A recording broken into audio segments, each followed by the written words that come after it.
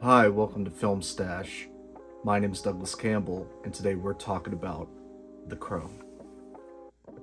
Based on the comic series by James O'Barr, The Crow follows Eric Draven, a rock guitarist, and his fiancée, Shelley. They're murdered by a gang on the eve of their Halloween wedding. He is then summoned by a mysterious crow to come back from the dead with supernatural powers to exact justice. So I figured with the new movie coming out with Bill Skarsgård in a couple weeks, I'd cover all 4 Crow movies. Truth be told, I didn't know much about The Crow before getting into this, other than the fact of the tragic incident that occurred on set with its main star, Brandon Lee. From what I've looked up, his co-star Michael Macy, he fired at Lee with a prop gun during filming. The gunpowder was left in the blank cartridge and it ignited, and it shot him in the abdomen, hitting a major blood vessel. Although most of his scenes were completed, the film's beginning was not yet finished, so Lee's stunt double, Chad Stahelski, was used as a stand-in. And besides that, they used digital face replacement to superimpose Lee's face onto him, and the apartment scene used computer graphics from an earlier scene that he shot to complete the scene.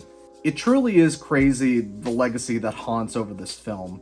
So, with that said, I do want to look into what this film has to offer. So for the positives of this movie, the main one obviously is its star, Brandon Lee. Although you don't know much about his character before he dies and he comes back, what you do see of the Crow, it's truly a fascinating character. He's very mournful, he's very cold, but at the same time, there is a humanity to him, to the people that he loves. It's quite an interesting role to play, especially one that's an anti-hero of sorts, and it's really a shame, honestly, that he wasn't able to play other roles, because I thought he was really fantastic in this. Even when it comes to the action, Lee handles himself very, very well. There aren't too many action sequences, but whenever there are action sequences, he handles himself with a grace, but yet raw power. And there's quite a bit of acrobatics involved, and it truly is impressive what you see of him in this film. Although they don't share too much screen time together with both of these supporting characters, Ernie Hudson in it as the officer is really great. He does add this grittiness, but also this realism to this otherwise completely over-the-top world. But at the same time, he does have the one-liners, he does have the jokes that this movie doesn't really have a lot of outside of just acting goofy from the main villains. Sarah, the little girl that's friends with both Eric and his wife, Shelley, there isn't much information shown, but you do sense that there is a history because they do have good chemistry together when they are on screen. What's interesting is that even though most people probably wouldn't know that The Crow is based on a comic, just based off of the visuals alone, it does have this very comic booky atmosphere. From the uses of the reds and the blacks and grays and oranges, it really pops out, especially whenever they mostly use silhouettes and shadows to cover the characters up. It really creates a nice contrast that gives this film a unique visual flair. Even though the comic itself, from what I've seen of it, it is mostly black and white, I do think that in translating it to film without just making it a black and white noir kind of look, they do copy some of the elements perfectly well, even with the addition of color. Now, there are quite a few mixed aspects of the film that I kind of came across. One of them being, look, I love me a good superhero movie. I love me a good anti-hero movie. I just love anything where you get a vigilante with unique abilities and he just goes out and fights crime. It could be cool, it could be entertaining, it could be goofy, it could be fun, but my thing is, with The Crow, I don't fully understand the rules and the powers of him. They're very understated. Now, don't get me wrong, like, he has invincibility, and that's all I know. Granted, like, at the beginning of the movie, there's a voiceover from the young girl Sarah that describes how he got the ability.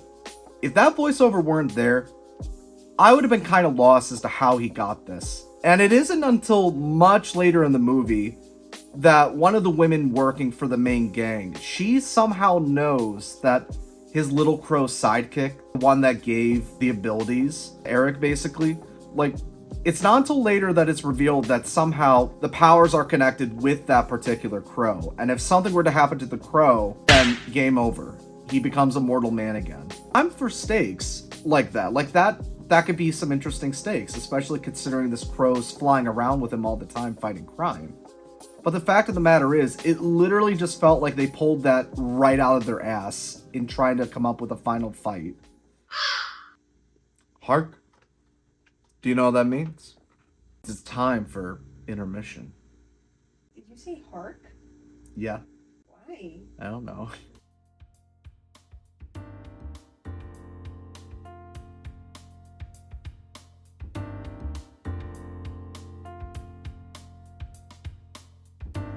Alright, and today's popcorn. I'm gonna try Spooky Halloween Caramel Corn.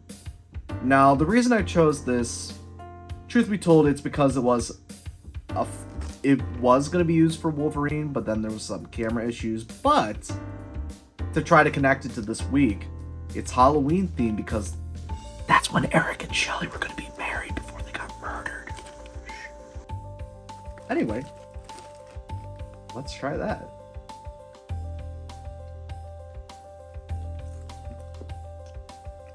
That missed most of my mouth. I'm going to do that again.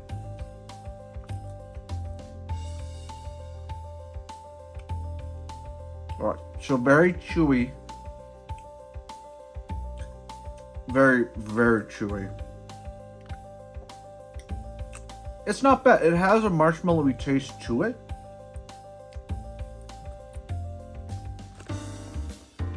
You know, I probably would give that... I would give that a 7.5 out of 10. It's good. Caramel corn normally sticks to your teeth, but this one really sticks to your teeth. But the marshmallow taste really pulls it through. I think it's not bad. Now, despite how quiet and subtle Brandon Lee's performance can mostly be as Eric, I just feel like the movie comes off way too over the top surrounding the main character and his quest. And just, I don't think it completely works. The movie and its intention clash head on. In terms of what this movie's dealing with, this main character that comes back from the dead to avenge the lost loved one that he had as well as himself, I feel like you have to take that subject a bit seriously because you're dealing with death, you're dealing with murder, you're dealing with other words that I can't say on YouTube. There's so much you have to take into consideration when dealing with a story that's pretty dark. Surrounding that, you have these villains that act like they're in a goddamn Batman movie. Terrible because they do some terrible things and it doesn't completely work. That's what I mean by it clashes constantly.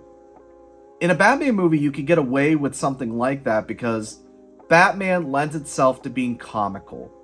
Even whenever Batman is super serious, the villains around him are ridiculous and larger than life and just something you wouldn't see in the everyday world. But then when you get to the Crow, himself is larger than life, and it's supposed to be like it's in this real gritty world, but then these villains are acting completely bonkers because they're in a gang and they sexually assault people and beyond, and it's terrible. It doesn't work completely. Like, it's such a clash in tones. Like what I mentioned at the very beginning of my review, they still had quite a bit of work in the beginning that they had to reshoot.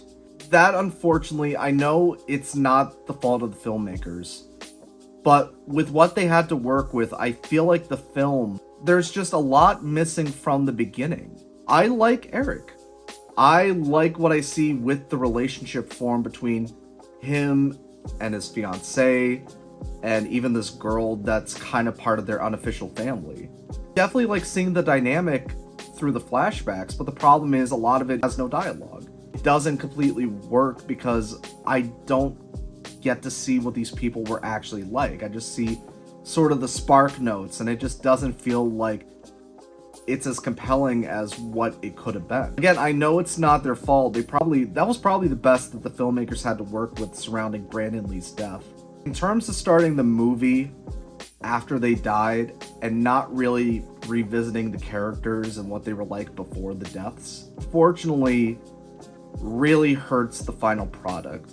Because we're talking about a film that talks about mourning one's death and remembering someone after death. Really, I would connect with that message more, obviously, if I got to see the dynamic at play, because they both seem like really cool people from the flashbacks, and the performance from Lee himself. Like I said, there was a warmth to that character, but ultimately, when you don't really show anything leading up to it, I can't get as invested in these characters as the film would like me to be invested in them. And it's a sad truth, because it either was you worked with what you got with the stunt double and trying to CG some footage, or you just don't have a movie. And unfortunately, because I don't really know this character all that well, the film ultimately feels shallow, because beyond that, I really don't know anything about him other than he wants to avenge his fiance, he was killed, and he was a rock star. Again, he has cool powers and stuff, but that's all you're given. I wish I could have been more engaged with it. Like the original Mad Max, I'm not as crazy about the final product. But unlike that film, I do understand the cult appeal of this movie. There are a lot of cool elements in it, it's very 90s, and Brandon Lee's performance does carry a lot of weight with it. Whether or not it would have achieved that cult status if he lived from that accident, it's hard to say, that's just speculation. I do think there is quite a bit there to it, it just wasn't my cup of tea. I would probably give that a 6.5 out of 10. For this week's recommendation, I figured that I'd go with something made relatively close to when The Crow was made. It has a lot of the dark gothic elements that this film emulated. It does have some of the goofiness of its world, but I think it handles it a little better. But I think if you like The Crow, I definitely think you will like this movie. It is 1989's Batman, directed by Tim Burton. And even its sequel, Batman Returns. It has a lot of gothic elements. The main character himself, he's okay. Villains really stand out with that film, and ultimately the atmosphere of those movies are really neat, although the second one goes like a bit too far. Anyway, like, they're neat. I definitely would recommend it. Well, that's all the time we have for today here at Film Stash. My name is Douglas Campbell, and if you excuse me, I gotta add to the stash.